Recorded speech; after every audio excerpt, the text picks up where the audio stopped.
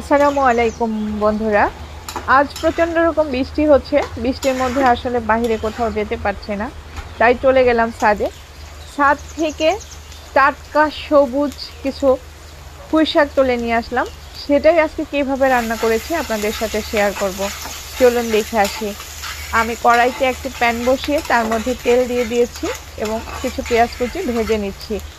পেঁয়াজ কুচিগুলো একটু লাল হয়ে আসলে আমি এর মধ্যে দিয়ে দিচ্ছি আধা চা চামচ রসুন বাটা। রসুন বাটাটা একটু তেলের সাথে মিশিয়ে একটু ভেজে নেব। তার মধ্যে একটু দিয়ে দিলাম লবণ।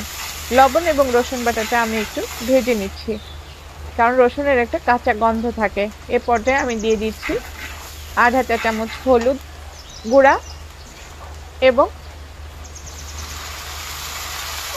চিংড়ি মাছগুলো। আমি চিংড়ি মাছগুলো আগে থেকেই বেছে ধুয়ে রেখেছিলাম, সেটা একটু দিয়ে দিলাম। এবার মাছটা একটু তেলের সাথে কষিয়ে নেব, একটু ভাজা ভাজা করে নেব। এ পর্যায়ে আমি দিয়ে দিচ্ছি আধা চা চামচ মরিচের গুঁড়া। মরিচের গুঁড়োটা এখানে অপশনাল, বাট আমি দিয়েছি কারণ মরিচ গুঁড়োটা দিলে একটু তরকারি কালারটা লাল দেখা যাবে, এই জন্য। এখন দিয়ে দিচ্ছি আমি কাঁচামরিচ ফালি, দিয়ে চিংড়ি মাছের সাথে এগুলো একটু নাড়াচাড়া করে মিশিয়ে নিচ্ছি। এ পর্যায়ে আমি দিয়ে দিব কেটে ধুয়ে রাখা আমার সেই টাটকা পুঁই শাকগুলো।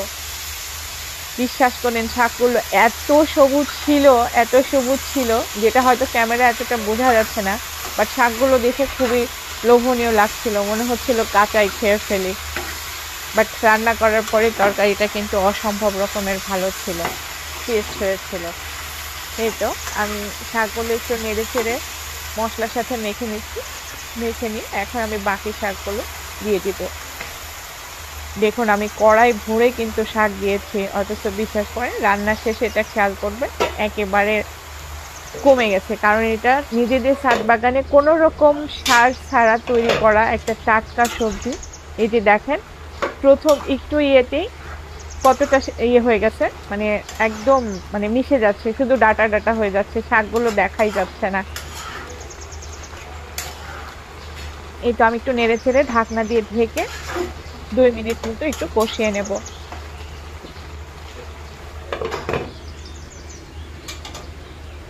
ঢেকে দিলাম।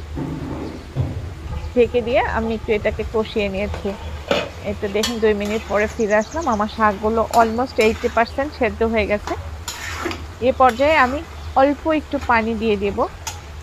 পানি দিয়ে একটু নাড়াচাড়া করে আমি আবার ঢেকে দিয়ে 5 মিনিট মতো রান্না করে নেব। প্রচন্ড রকম বৃষ্টি হচ্ছে, ইচ্ছা করছে বৃষ্টির মধ্যে নেমে মজা করতে। ছোটকালে এই বৃষ্টিতে কত ভিজেছি। বৃষ্টি আসতে কেন জানি আমার মনটা অনেক বেশি প্রফুল্ল হয়ে যায়। শুনতে পাচ্ছেন আপনাদের ন্যাচারাল বৃষ্টির শব্দ। এই তো আমার রান্নাটা অলমোস্ট শেষ। এ পর্যায়ে যারা ধৈর্য সহকারে আমার ভিডিওটি দেখেছেন তাদের সবাইকে আমার অন্তরের অন্তঃস্থল থেকে ভালোবাসা জানাচ্ছি। সবাই লাইক কমেন্ট শেয়ার করে আমার পাশে থাকবেন। সে পর্যন্ত আল্লাহ হাফেজ, দেখা হবে নেক্সট ভিডিওতে। Bye bye.